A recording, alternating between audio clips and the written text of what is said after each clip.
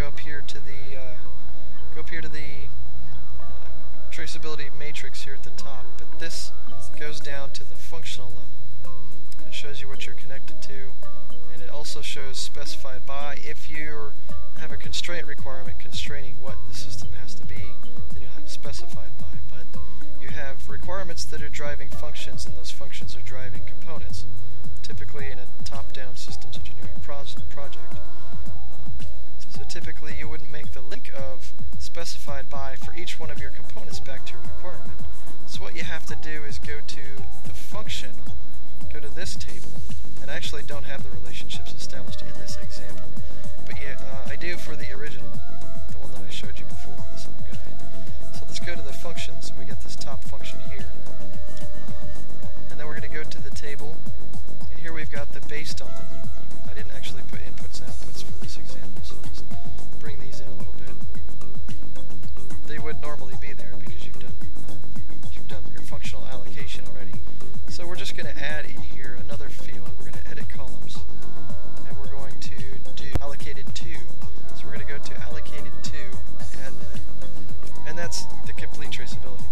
So you've got your function here.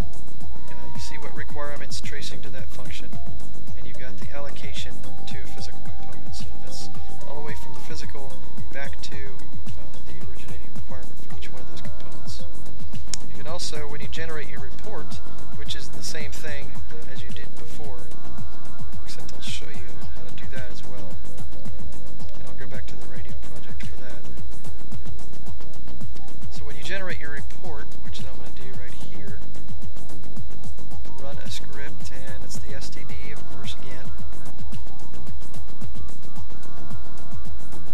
STD right here.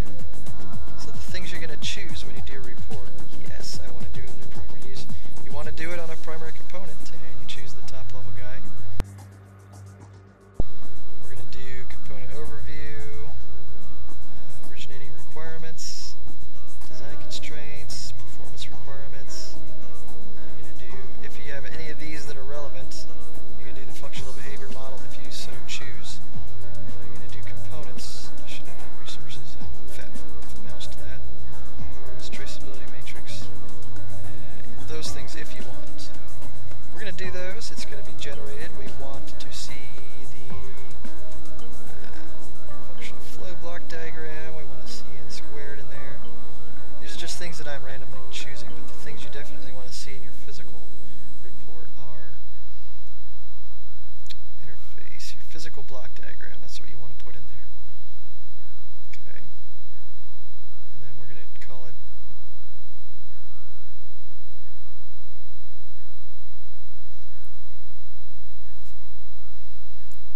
your radio context. Here's your complete traceability. Here's you got your functional behavior model, just like your functional analysis report. And then here you got your components.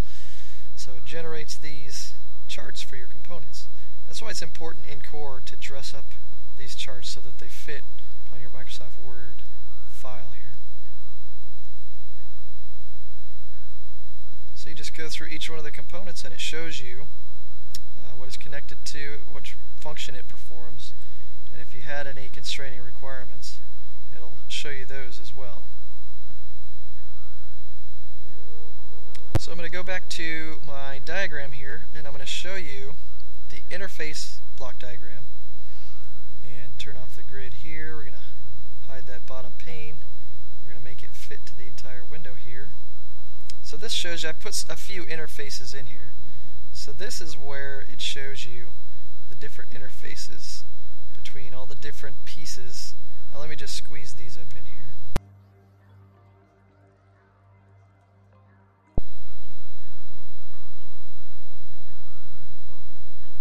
So this shows you all the different interfaces that you've put in here in this interface project pane over here. These elements, these three interface elements I've added in here. This is where you'd see those, and those will also be generated on your report if you choose that option. So that's another good thing to have on there as well. So today I've shown you how to add components. I've walked you through the properties sheet for those components. I've shown you how to link components together. I'm showing you the differences between interfaces and links. On the physical block diagram you see the links, and on the interface block diagram you see the interfaces. I've shown you how to trace the components back to the functions by going all the way back through to the functions and go into that table right there, and you go back to the requirement from the function and you go forward to the component from the function. And I've shown you how to generate the traceability matrix. So before I leave, let's go to the hierarchy diagram here, and you'd also include that into your final report. You have to dress this up like I dressed the other ones up before, and you do the same thing as before, where you save the diagram as and then you insert it in there. Okay? So I hope you enjoyed watching these videos. I hope they were helpful to you. Please provide feedback either through my email or just leave a comment on the YouTube videos. And I think I'm going to start developing some supplemental videos where I start showing you how to customize core and do some of the things that I have gotten feedback with that I didn't do in the other videos. I'll have to make up for in subsequent videos. So that said, I hope you have a good one, and we'll see you later.